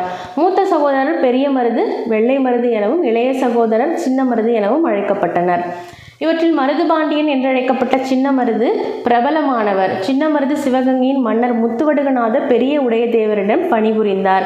1772 ஆற்காடு நவாபின் படைகளை சிவகங்கை முற்றுகையிட்டு அதனை கைப்பற்றியது. இப்போரின் போது முத்துவடுகநாத பெரிய உடையதேவர் போரில் இறந்தார். இருப்பினும் சில மாதங்களுக்கு பிறகு சிவகங்கை மருது சகோதரர்களால் மீண்டும் கைப்பற்றப்பட்டு பெரிய மருது அரசராக பொறுப்பேற்றார். சின்ன மருது அவரது ஆலோசகராக செயல்பட்டார். ஆங்கிலேயருக்கு எதிரான தீவிர நடவடிக்கைகளின் காரணமாக அவர் சிவகங்கை சிங்கம் என்று அழைக்கப்பட்டார். 18ஆம் நூற்றாண்டின் பிற்பகுதியில் தென்னிந்தியாவில் மருது சகோதரர்களால் ஆங்கிலேயர்களுக்கு எதிரான கிளர்ச்சி நடைபெற்றது.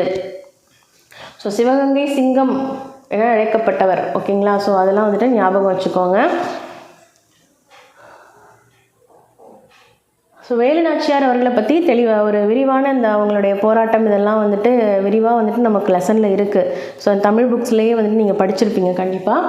ஸோ இதையும் படிச்சுக்கோங்க. மோதலுக்கான காரணங்கள். கட்டபொம்மனின் இறப்புக்கு பின் அவருடைய சகோதரர் ஊமைத்துறையும் மற்றவர்களும் சிவகங்கைக்கு தப்பினர். அங்கு அவர்களுக்கு மருது சகோதரர்கள் பாதுகாப்பு அளித்தனர். மேலும் சிவகங்கை வியாபாரிகள் தங்களது உள்நாட்டு கொள்கையில் கம்பெனியின் தலையீட்டை விரும்பவில்லை. இந்த 2 காரணங்களுக்காகவே கம்பெனி சிவகங்கைக்கு எதிராக போர் புரிந்தது. தென்னிந்திய கிளர்ச்சி 1800 801 வரைக்கும். பிப்ரவரி 1801 கட்டபொம்மனின் சகோதரர்களான ஊமைத்துறையும் செவத்தையாவும் பாளையங்கோட்டை சிறையிலிருந்து தப்பித்து கமுதியை வந்தடைந்தனர். அங்கிருந்து தனது தலைநகர் சிறுவயலுக்கு அவர்களை சின்னமருது அழைத்து சென்றார். கட்டபொம்மனின் சகோதரர்கள் மீண்டும் பாஞ்சாலங்குறிச்சி கோட்டையை புனரமைத்தனர். ஏப்ரலில் காலின் மெக்காலே தலைமையில் ஆங்கில படைகள் மீண்டும் கோட்டையை தன் வசப்படுத்தியது. அத்துடன் பாளையக்காரர் சகோதரர்கள் சிவகங்கையில் தான் தஞ்சமடைந்திருக்க வேண்டும் என்று கருதியது. எனவே ஆங்கிலேயர்கள் மருது சகோதரர்களிடம் தப்பித்தவர்களை தங்களிடம் ஒப்படைக்கும்படி கோரிக்கை விடுத்தனர். ஆனால் இக்கோரிக்கை மருது சகோதரர்களால் ஏற்றுக்கொள்ளப்படவில்லை. ஆகையால் கர்னல் அக்னியூ மற்றும் கர்னல் எய்ம்ஸ் ஆகியோர் மருது சகோதரர்களுக்கு எதிராக படை நடத்தி சென்றனர். இப்பாளையக்காரர் போர் அதற்கு முன் நடந்த போர்களை விடவும் மிகவும் பெரிய அளவில் நடைபெற்றது. சிவகங்கையின் மருது சகோதரர்கள் திண்டுக்கல்லில் கோபால நாயக்கர், மலபாரின் கேரளவர்மன், மைசூரின் கிருஷ்ணப்ப நாயக்கர் மற்றும் துண்டாஜி உள்ளிட்டோர் அடங்கிய கூட்டமைப்பால் போர் தொடங்கப்பட்டது. இக்கூட்டமைப்பிற்கு எதிராக ஆங்கிலேயர் போரை அறிவித்தனர். அடுத்ததாக திருச்சிராப்பள்ளி பிரகடனம். ஜூன் 1801 மருது சகோதரர்கள் திருச்சிராப்பள்ளி பிரகடனம் என்றழைக்கப்பட்ட சுதந்திர பிரகடனம் ஒன்றை வெளியிட்டனர். 1801 பிரகடனமே ஆங்கிலேயருக்கு எதிராக இந்தியர்களை ஒன்று சேர்க்கும் முதல் அழைப்பாக இருந்தது. இந்த அறிவிப்பின் ஒரு நகல் ஆற்காடு நவாபின் அரண்மனையான திருச்சி கோட்டை சுவரிலும் மற்றொரு நகல் ஸ்ரீரங்கம் வைஷ்ணவ கோயிலின் உட்சுவரிலும் ஒட்டப்பட்டது. இவ்வாறு மருது சகோதரர்கள் ஆங்கிலேயருக்கு எதிரான எதிர்ப்புணர்ச்சியை நாடெங்கும் பரப்பினர். இதன் விளைவாக தமிழ்நாட்டில் பல பாளையக்காரர்கள் ஆங்கிலேயரை எதிர்த்து போரிட ஒரு அணியாக சேர்ந்தனர். சின்ன மருது ஆங்கில படைக்கு சவாலாக கிட்டத்தட்ட 20,000 வீரர்களை திரட்டினார். ஆனால் ஆங்கிலேய படைகளுக்கு மேலும் வலுவூட்ட வங்காளம், இலங்கை, மலாயா போன்ற இடங்களிலிருந்து படைகள் வரவழைக்கப்பட்டன. புதுக்கோட்டை, எட்டயபுரம் மற்றும் தஞ்சாவூர் மன்னர்களும் ஆங்கிலேயருக்கு ஆதரவளித்தனர். ஆங்கிலேயர்களின் பிரித்தாளும் கொள்கை பாளையக்காரர்களின் படைகளில் பிளவை ஏற்படுத்தியது. ஓகேங்களா? ஸோ ஒரு பெரிய அளவில் தான் வந்துட்டு போர் நடந்திருக்கு. ஏன்னா வங்காளம், இலங்கை, மலாயாவிலிருந்துலாம் வந்துட்டு படைகள் வந்துட்டு வரவழைக்கப்பட்டிருக்கு. ஆங்கிலேயர் சிவகங்கையை இணைத்தல். மே 1801 தஞ்சாவூர் மற்றும் திருச்சி பகுதிகளில் கிளர்ச்சியாளர்களை ஆங்கிலேயர்கள் தாக்கினர். எனவே கிளர்ச்சியாளர்கள் பிரான்மலை மற்றும் காளையார்கோவில் பகுதிகளுக்கு சென்றனர். அவர்கள் மீண்டும் ஆங்கிலேய படைகளால் தோற்கடிக்கப்பட்டனர். இறுதியில் சிறந்த இராணுவ வலிமை மற்றும் சிறந்த ஆங்கில இராணுவ தளபதிகளால் ஆங்கிலேயர் வெற்றி பெற்றனர். கிளர்ச்சி தோல்வியுற்றதால் 1801 சிவகங்கையை ஆங்கிலேயர் இணைத்து கொண்டனர். 1801 அக்டோபர் 24 மருது சகோதரர்கள் ராமநாதபுரம் மாவட்டத்தில் உள்ள திருப்பத்தூர் கோட்டையில் தூக்கிலிடப்பட்டனர். 1801 நவம்பர் 16 ஊமைத்துறை மற்றும் செவத்தையா கைது செய்யப்பட்டு பாஞ்சாலங்குறிச்சியில் தூக்கிலிடப்பட்டனர். சரிங்களா? ஸோ எல்லாரையுமே வந்துட்டு தூக்கிலிட்டுருக்குறாங்க. 1801 அக்டோபர் 24 வந்துட்டு மருது சகோதரர்கள், 1801 நவம்பர் 16 ஊமைத்துறை மற்றும் செவத்தையா வீரபாண்டிய கட்டபொம்மனுடைய சகோதரர்கள். மேலும் 73 கிளர்ச்சியாளர்கள் மலாயாவின் பினாங்கிற்கு நாடு கடத்தப்பட்டனர். பின்னர் வேல்ஸ் இளவரசர் தீவு என அழைக்கப்பட்டது. ஓகேங்களா? ஸோ பினாங் அப்படிங்கிறது வேல்ஸ் இளவரசர் தீவு அப்படின்னு அழைக்கப்பட்டது அப்படின்னு சொல்கிறாங்க. அங்கே வந்துட்டு நாடு கடத்திட்டாங்க. கிளர்ச்சியாளர்களை மலாயாவுடைய பினாங்கிற்கு வந்துட்டு நாடு கடத்தியிருக்காங்க. கிளர்ச்சியாளர்கள் ஆங்கிலேயரிடம் தோல்வியுற்றாலும் தமிழ் மண்ணில் தேசியம் என்ற விதையை விதைத்த முன்னோடிகளாவர். 1800-801 கிளர்ச்சி ஆங்கில ஆவணங்களில் 2வது பாளையக்காரர் போர் என கூறப்பட்டாலும் தென்னிந்திய புரட்சி தமிழக வரலாற்றில் ஒரு அடையாளமாகவே இருக்கிறது. 1801 ஜூலை 31 செய்து கொள்ளப்பட்ட கர்நாடக உடன்படிக்கையின்படி தமிழ்நாட்டின் மீது ஆங்கிலேயர் நேரடி கட்டுப்பாட்டை பெற்றனர். இதனால் பாளையக்காரர் முறை நீக்கப்பட்டது. ஓகேங்களா? ஸோ பாளையக்காரர் ஆரம்பித்ததுலேருந்து பாளையக்காரர் நீக்கப்பட்டது வரைக்கும் பார்த்தாச்சு. அடுத்ததாக தீரன் சின்னமலை. தீரன் சின்னமலை ஈரோடு மாவட்டம் சென்னிமலை அருகில் உள்ள மேலப்பாளையத்தில் பிறந்தார். அவரது இயற்பெயர் தீர்த்தகிரி. இவர் ஆங்கில கிழக்கிந்திய கம்பெனியை எதிர்த்த கொங்கு நாட்டு பாளையக்காரர் ஆவார். கொங்கு நாடு என்பது சேலம், கோயம்புத்தூர், கரூர் மற்றும் திண்டுக்கல் பகுதிகளை உள்ளடக்கிய மதுரை நாயக்க அரசின் ஒரு பகுதியாக உருவாக்கப்பட்டிருந்தது. ஆனால் இப்பகுதி மைசூர் உடையாளர்களால் இணைக்கப்பட்டது. மைசூர் உடையாளர்கள் வீழ்ந்த பிறகு இந்த பகுதிகள் மைசூர் சுல்தான்களால் கட்டுப்படுத்தப்பட்டது. 3 மற்றும் 4 மைசூர் போர்களுக்கு பிறகு கொங்கு நாடு முழுவதும் ஆங்கிலேயரின் வசமானது. தீரன் சின்னமலை பிரெஞ்சு இராணுவத்தின் நவீன போர் முறை பயிற்சி பெற்றிருந்தார். இவர் திப்பு சுல்தான் பக்கம் இருந்து ஆங்கிலேயருக்கு எதிராக போராடி வெற்றி பெற்றார். திப்பு சுல்தான் இறந்த பிறகு அவர் ஓடாநிலை என்ற இடத்தில் தங்கி ஆங்கிலேயரை தொடர்ந்து எதிர்த்து போராட அங்கு ஒரு கோட்டையை கட்டினார். 1800 கோயம்புத்தூரில் ஆங்கிலேயரை தாக்க அவர் மராத்தியர் மற்றும் மருது சகோதரர்களின் உதவியை பெற முயன்றார். ஆனால் ஆங்கில படைகள் கூட்டுப்படைகளை தடுத்து நிறுத்தியதால் தீரன் சின்னமலை மற்றும் கோயம்புத்தூரை தாக்கும் நிலைக்கு உள்ளானார். அதனால் அவரது படை தோற்கடிக்கப்பட்டது. அவர் ஆங்கில படைகளிடமிருந்து தப்பித்த தீரன் சின்னமலை காவேரி, ஓடாநிலை மற்றும் அரச்சலூர் போன்ற இடங்களில் நடைபெற்ற போர்களில் கொரில்லா போர் முறையை ஆங்கில படைகளை தோற்கடித்தார். ஓகேங்களா? ஸோ கொரில்லா போர் முறையில் ஆங்கில படையை வந்துட்டு தோற்கடித்தவர் தீரன் சின்னமலை அவர்கள். இறுதிப் போரின் போது சின்னமலை தனது சமையற்காரர் நல்லப்பன் என்பவரால் காட்டி கொடுக்கப்பட்டதால் 1805 சங்ககிரி கோட்டையில் தூக்கிலிடப்பட்டார். ஓகேங்களா? ஸோ வரிசையாக எல்லாரும் வந்துட்டு தூக்கிலிடப்பட்டது தான் வந்துட்டு பார்த்துட்டு இருக்கோம். அடுத்ததாக வேலூர் கழகம். 4ஆம் மைசூர் போருக்கு பின் திப்புவின் குடும்பத்தினர் வேலூர் கோட்டையில் சிறை வைக்கப்பட்டனர். மைசூரின் ஹைதர் அலி, திப்பு சுல்தான் ஆகியோரின் பணியாளர்கள் மற்றும் வீரர்கள் 3000 பேரின் சொத்துக்கள் பறிமுதல் செய்யப்பட்டதால் அவர்கள் வேலூருக்கு அருகில் இடம்பெயர்ந்தனர். இதனால் அனைவரும் துயரமடைந்து ஆங்கிலேயரை வெறுக்கவும் செய்தனர். வேலூர் கோட்டை. வேலூர் கோட்டையானது பெரும்பாலான இந்திய வீரர்களை கொண்டிருந்தது. அதன் ஒரு பகுதியினர் அப்பொழுதுதான் 1800 நடைபெற்ற திருநெல்வேலி பாளையக்காரர் கிளர்ச்சியில் பங்கு பெற்றவர்களாகவும் இருந்தனர். மேலும் பல்வேறு பாளையங்களைச் சேர்ந்த பயிற்சி பெற்ற வீரர்கள் ஆங்கில படையில் சேர்த்துக் கொள்ளப்பட்டனர். மேலும் வேலூர் கோட்டை தென்னிந்திய கிளர்ச்சியாளர்களின் சந்திப்பு மையமாக திகழ்ந்தது. 1803 வில்லியம் காவெண்டிங் பெண்டிங் என்பவர் சென்னை மாகாண கவர்னர் ஆனார். அவரது காலத்தில் 1805 806 சில கட்டுப்பாடுகள் இராணுவத்தில் அறிமுகப்படுத்தப்பட்டது. அதனை பின்பற்ற வேண்டுமென இராணுவ வீரர்கள் சென்னை மாகாண படைத்தளபதி சர் ஜான் கிடராக் என்பவரால் கட்டாயப்படுத்தப்பட்டனர். சிப்பாய்கள் அதனை தங்களை அவமானப்படுத்த ஆங்கிலேயர்களால் வடிவமைக்கப்பட்டது என கருதினர். ஓகேவா? கலகத்திற்கான காரணங்கள். கடுமையான கட்டுப்பாடுகள், புதிய ஆயுதங்கள், புதிய முறைகள் மற்றும் சீருடைகள் என அனைத்தும் சிப்பாய்களுக்கு புதிதாக இருந்தன. தாடி மற்றும் மீசையை மழித்து நேர்த்தியாக வைத்துக்கொள்ள சிப்பாய்கள் கேட்டுக்கொள்ளப்பட்டனர். சமய அடையாளத்தை நெற்றியில் அணிதல், காதுகளில் வளையம், கடுக்கன் அணிதல் ஆகியன தடை செய்யப்பட்டன. ஆங்கிலேயர்கள் இந்திய சிப்பாய்களை தாழ்வாக நடத்தியதோடு மட்டுமல்லாமல் சிப்பாய்களிடையே இன பாரபட்சமும் காட்டினர். உடனடி காரணம். ஜூன் 1806 இராணுவ தளபதி அக்னியூ ஐரோப்பிய தொப்பியை ஒத்திருந்த சிலுவை சின்னத்துடன் கூடிய ஒரு புதிய தலைப்பாகையை அறிமுகப்படுத்தினார். அது பிரபலமாக அக்னியூ தலைப்பாகை என அழைக்கப்பட்டது. இந்து மற்றும் முஸ்லிம் வீரர்கள் ஒன்றாக இதனை எதிர்த்தனர். இதனால் வீரர்கள் ஆங்கிலேயர்களால் கடுமையாக தண்டிக்கப்பட்டனர். கலகத்தின் போக்கு. இந்திய வீரர்கள் ஆங்கில அலுவலர்களை தாக்குவதற்கு ஒரு வாய்ப்பினை எதிர்பார்த்து காத்திருந்தனர். திப்பு குடும்பத்தினரும் இதில் பங்கெடுத்துக் கொண்டனர். திப்புவின் மூத்த மகன் பதே ஹைதர் ஆங்கிலேயருக்கு எதிரான ஒரு கூட்டமைப்பை ஏற்படுத்த முயன்றார். இதற்கிடையில் ஜூலை 10ஆம் நாள் விடியற்காலை 1வது மற்றும் 23வது படைப்பிரிவுகளை சேர்ந்த இந்திய சிப்பாய்கள் கலகத்தை தொடங்கினர். படையை வழிநடத்திய கர்னல் பான்கோட் கிளர்ச்சியாளர்களின் தாக்குதலுக்கு முதல் பலியானார். கோட்டையின் நுழைவாயில்கள் மூடப்பட்டன. அப்பொழுது கிளர்ச்சியாளர்கள் பதே ஹைதரை தங்களின் புதிய ஆட்சியாளராக அறிவித்தனர். வேலூர் கோட்டையில் ஆங்கில கொடி இறக்கப்பட்டு புலி உருவம் பொறித்த திப்புவின் கொடி ஏற்றப்பட்டது. கலகம் அடக்கப்படுதல். கோட்டையின் வெளியே இருந்த மேஜர் கூட்ஸ் ராணிப்பேட்டைக்கு விரைந்து கர்னல் கில்லஸ்பிக்கு தகவல் கொடுத்தார். கர்னல் கில்லஸ்பி உடனடியாக வேலூர் கோட்டையை அடைந்தார். அவர் கிளர்ச்சி படைகளின் மீது தாக்குதல் நடத்தி கலகத்தை முழுமையாக அடக்கினார். வேலூரில் அமைதி ஏற்படுத்தப்பட்டது. கலகத்தில் மொத்தம் 113 ஐரோப்பியர்கள் மற்றும் சுமார் 350 சிப்பாய்கள் கொல்லப்பட்டனர். குறுகிய காலத்திற்குள் கலகம் அடக்கப்பட்டது. எனினும் தமிழக வரலாற்றில் குறிப்பிடத்தக்க நிகழ்வுகளில் இதுவும் ஒன்றாக திகழ்ந்தது. வேலூர் கலகத்தின் விளைவுகள். புதிய முறைகள் மற்றும் சீருடை ஒழுங்குமுறைகள் விலக்கிக் கொள்ளப்பட்டன. முன்னெச்சரிக்கை நடவடிக்கையாக திப்புவின் குடும்பத்தினர் வேலூரிலிருந்து கல்கத்தாவிற்கு அனுப்பப்பட்டனர். வில்லியம் காவெண்டிங் பெண்டிங் பணி நீக்கம் செய்யப்பட்டார்.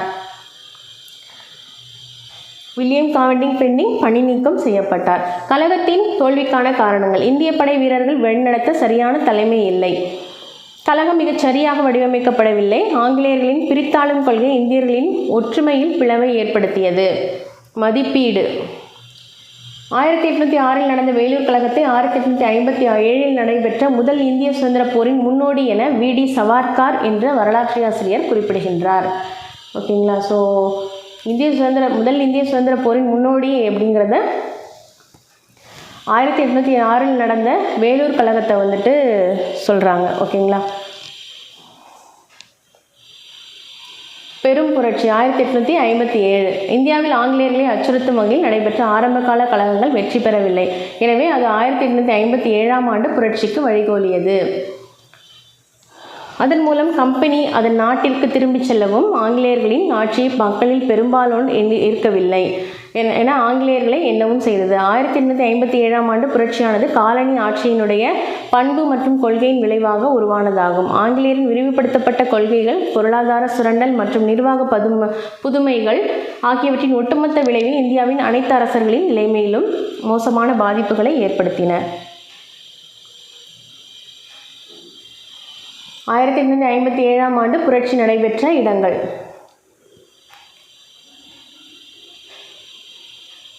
எங்கெல்லாம் வந்துட்டு ஒரு 1857 புரட்சி நடைபெற்றதோ அந்த இடத்துலாம் வந்துட்டு கொடுத்துருக்காங்க. ஓகேங்களா? ஸோ பார்த்துக்கோங்க.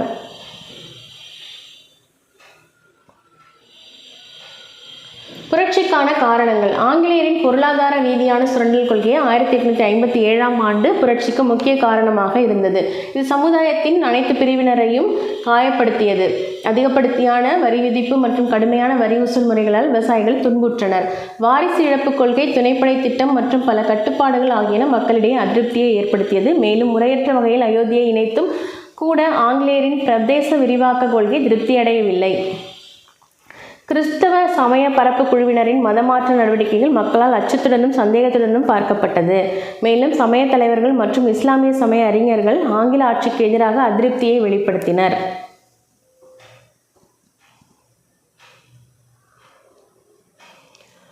சதி ஒழிப்பு, பெண் சிசுக்கொலை ஒழிப்பு, விதவை மறுமணம் மற்றும் பெண் கல்விக்கான ஆதரவு போன்ற ஆங்கிலேயரின் நடவடிக்கைகள் இந்தியர்களின் கலாச்சாரத்தில் ஐரோப்பியர்கள் தலையிடுவதாக கருதப்பட்டது.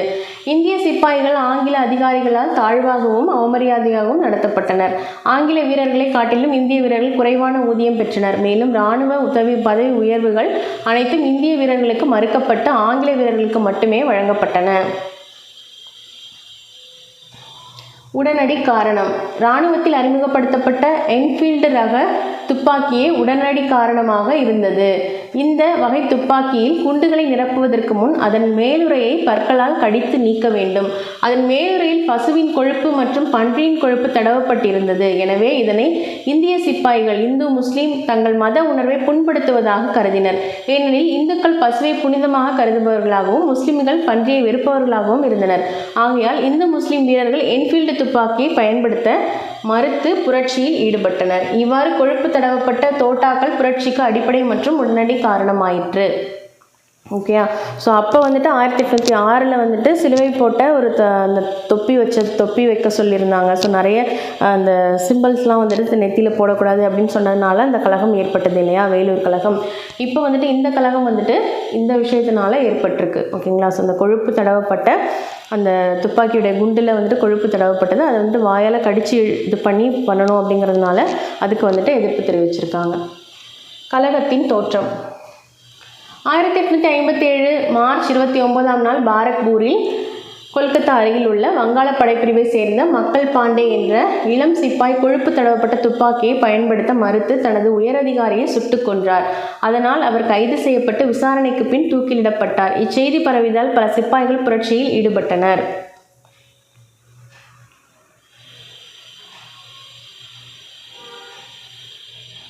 புரட்சியின் போக்கு. ஓகே, ஸோ புரட்சி ஸ்டார்ட் ஆகிடுச்சு. புரட்சியின் போக்கு எப்படி இருந்தது அப்படின்னு சொல்கிறாங்க. 1857 மே 10ஆம் நாள் மீரட்டில் 3ஆம் குதிரைப்படையை சார்ந்த சிப்பாய்கள் சிறைச்சாலையை உடைத்து தங்களது சக படை வீரர்களை விடுவித்ததன் மூலம் வெளிப்படையாக புரட்சியில் ஈடுபட்டனர். அவர்கள் உடனே 11வது மற்றும் 20வது உள்ளூர் காவல்படையுடனுடன் இணைந்தனர். மேலும் சிலர் ஆங்கில அலுவலர்களை கொலை செய்ததுடன் டெல்லிக்கும் விரைந்தனர். டெல்லிக்கு வந்த மீரட் சிப்பாய்கள் மேலும் மே 11ஆம் நாள் 2ஆம் பகதூர் ஷாவை இந்தியாவின் பேரரசராக அறிவித்தனர். அதன் மூலம் டெல்லி பெரும் புரட்சியின் மையமாகவும் பகதூர் ஷா அதன் அடையாளமாகவும் விளங்கினார். புரட்சி மிக வேகமாக பரவியது. லக்னோ, கான்பூர், ஜான்சி, பிரெய்லி, பீகார், பைசாபாத் மற்றும் வட இந்தியாவின் பல பகுதிகளில் கலகங்கள் ஏற்பட்டன. புரட்சியாளர்களில் பலர் நிலக்கிழார்களிடம் தங்கள் கொடுத்த பத்திரங்களை எரிக்க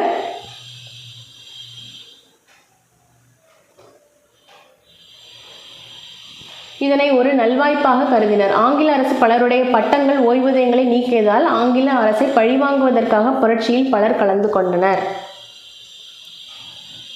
இது என்னன்னு பார்த்துடலாம். மத்திய இந்தியாவில் புரட்சி ஜான்சியின் ராணி லட்சுமிபாய் அவர்களால் வழிநடத்தப்பட்டது. இந்தியாவின் மாபெரும் தேசபக்தர்கள் அவரும் ஒருவர். சர் ஹக்ரோஸ் ஜான்சியை ஆக்கிரமித்தார். ஜான்சியிலிருந்து தப்பிய ராணி லட்சுமிபாய் குவாலியரில் படையை தலைமையேற்று வழிநடத்திய தாந்தியா தோபேவுடன் இணைந்தார். ஆனால் ஆங்கில படை ஜூன் 1858 குவாலியரை கைப்பற்றியது. போரில் ராணி லட்சுமிபாய் கொல்லப்பட்டார். தப்பிய தாந்தியா தோபே கைது செய்யப்பட்டு தூக்கிலிடப்பட்டார். ஆங்கில வரலாற்றாசிரியர்களின் கூற்றுப்படி 1857 புரட்சியில் கலந்து கொண்ட தலைவர்களில் மிகவும் துணிச்சலானவர் ராணி லட்சுமிபாய் ஆவார்.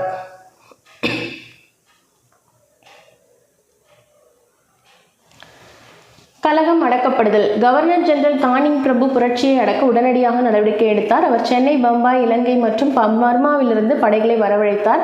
மேலும் அவரது சொந்த முயற்சியால் சீனாவிலிருந்து ஆங்கில படைகளை கல்கத்தாவிற்கு வரவழைத்தார். விசுவாசமான சீக்கிய படைகளை உடனடியாக டெல்லிக்கு விரைந்து செல்லுமாறு ஆணையிட்டார். இதன் மூலம் ஆங்கிலேயர் தாங்கள் இழந்த பகுதிகளை உடனே மீட்டனர்.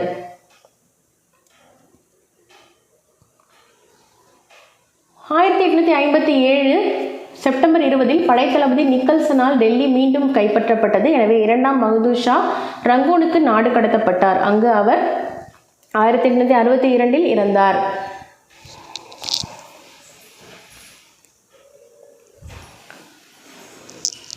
கான்பூர் மீட்பு இராணுவ நடவடிக்கைகள் லக்னோ மீட்பு நடவடிக்கைகளுடன் நெருங்கிய தொடர்பு கொண்டிருந்தது. சர் காலின் கேம்பல் கான்பூரை கைப்பற்றினார். கான்பூரில் புரட்சியை வழிநடத்தி சென்ற நானா சாஹிப் தோற்கடிக்கப்பட்டார். தோற்ற நானா சாஹிப் நேபாளத்திற்கு தப்பி ஓடினார். அவரது நெருங்கிய நண்பர் தாந்தியா தோபே மத்திய இந்தியாவுக்கு தப்பிச் சென்றார். தப்பிய அவர் தூங்கும் பொழுது கைது செய்யப்பட்டு கொல்லப்பட்டார். ராணி லட்சுமிபாய் போர்க்களத்தில் கொல்லப்பட்டார். கன்வர் சிங் மற்றும் கான் பகதூர் கான் ஆகிய இருவரும் போரில் இறந்தனர். அயோத்தியின் பேகம் ஹஸ்ரத் மஹால் நேபாளத்தின் மறைந்து வாழும் நிலைக்கு தள்ளப்பட்டார். இவ்வாறாக புரட்சி முழுவதும் அடக்கப்பட்டது. 1859 ஆண்டின் இறுதியில் பிரிட்டிஷ் அதிகாரம் மீண்டும் இந்தியா முழுவதும் நிறுவப்பட்டது. கழகத்தின் தோல்விக்கான காரணங்கள். கழகத்தின் தோல்விக்கு பல நிகழ்வுகள் காரணமாக அமைந்தன.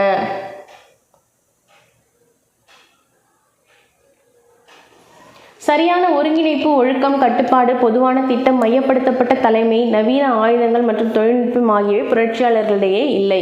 கழகத்தில் ஈடுபட்டவர்கள் ஆங்கில படைத்தளபதிகளுக்கு இணையானவர்களாக இல்லை. மேலும் ராணி லட்சுமிபாய், நானா சாஹிப் மற்றும் தாந்தியா தோபே ஆகியோர்கள் தைரியமானவர்கள், ஆனால் சிறந்த தளபதிகளாக இல்லை. வங்காளம், பம்பாய், சென்னை, மேற்கு பஞ்சாப் மற்றும் ராஜபுதனம் ஆகிய பகுதிகளில் புரட்சிகளில் கலந்து கொள்ளவில்லை. நவீன கல்வி கற்ற இந்தியர்கள் ஆங்கில ஆட்சி மட்டுமே இந்திய சமுதாயத்தை சீர்திருத்தி நவீனப்படுத்த முடியும் என நம்பினர். எனவே அவர்கள் புரட்சியை ஆதரிக்கவில்லை. சீக்கியர்கள், ஆப்கானியர்கள் மற்றும் கூர்கா படைப்பிரிவினர் ஆகியோர்களின் விசுவாசத்தை ஆங்கிலேயர் பெற்றனர். புரட்சியை அடக்குவதில் கூர்கா படையினர் ஆங்கிலேயருக்கு உதவினர். ஆங்கிலேயர்கள் சிறந்த ஆயுதங்கள், சிறந்த தளபதிகள் மற்றும் சிறந்த ஒருங்கிணைப்பை கொண்டிருந்தனர். கழகம் பெற்ற இடங்கள், கழகம் நடைபெற்ற இடங்கள், இந்திய தலைவர்கள், கழகத்தை அடக்கிய ஆங்கிலேய அதிகாரிகள் யாரெல்லாம் அப்படின்னு சொல்லி கொடுத்துருக்காங்க. டெல்லியில் இரண்டாம் பகதூர் ஷா ஜான் நிக்கல்சன் அவர்களால் அடக்கப்பட்டிருக்காரு. Lucknow Begum Hazrat Mahal Henry Lawrence. Kanpur Nana Sahib Sir Colin Campbell. Jhansi and Gwalior Rani Lakshmibai, Tantia Tope General Hugh Rose. Bareilly Khan Bahadur Khan, Sir Colin Campbell. Bihar Kunwar Singh, William Taylor.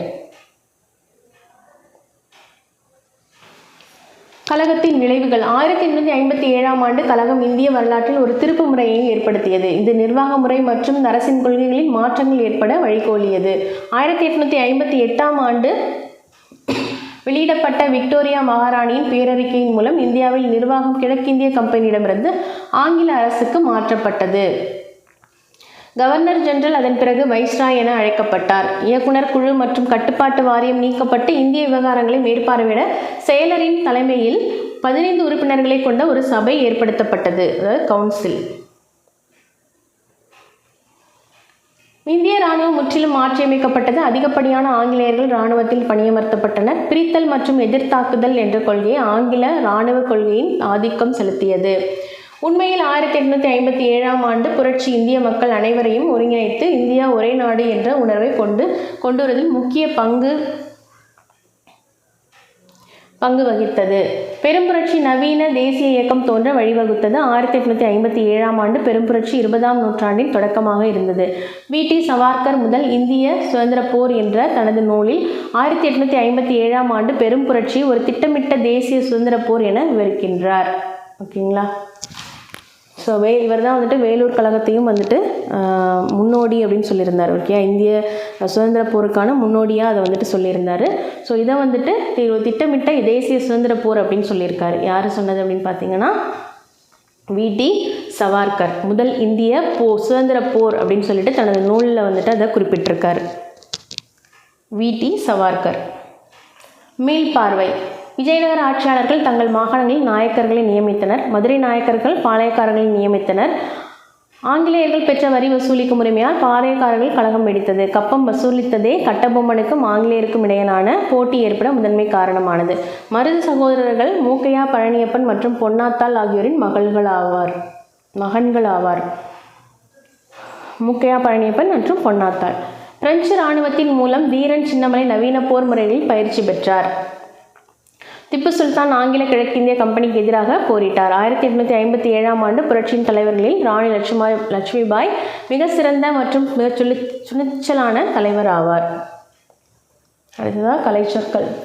beheaded தூக்கிலிடு, hanged to death, betrayed காட்டிக்கொடு, give away information about somebody, cartridge Thotta, bullet, eventually முடிவாக in the end, infantry காலாட்படை an army unit consisting of soldiers who fight on foot, tribute கப்பம் payment made periodically by one state, swarm கூட்டம் crowd. Okay, பின்னாடி இருக்கிற பயிற்சி வினாக்களை practice பண்ணி பாருங்கள். அடுத்ததான் நம்ம அடுத்த லெசனில் வந்துட்டு பார்க்கலாம். ஓகேங்களா? ஸோ மீண்டும் நம்ம அடுத்த லெசனில் பார்க்கலாம். நன்றி, வணக்கம்.